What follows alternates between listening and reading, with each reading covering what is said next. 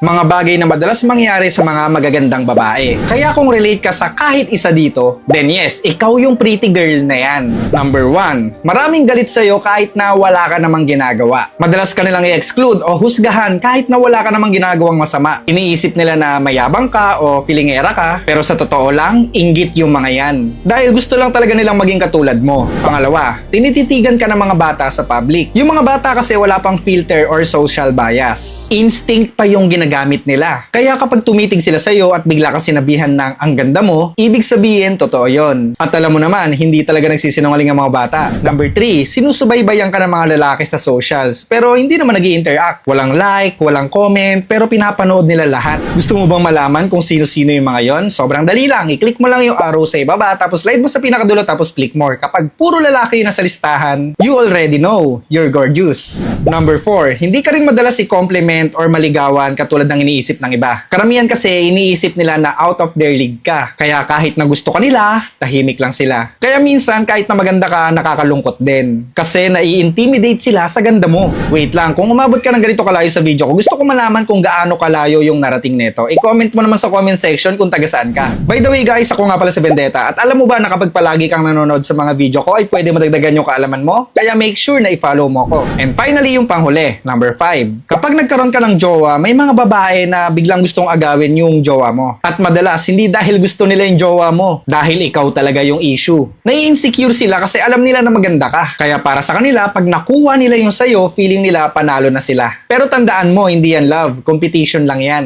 Kaya sa mga babaeng viewers dyan, alin sa mga to ang nakarelate ka? I-comment mo nga sa comment section.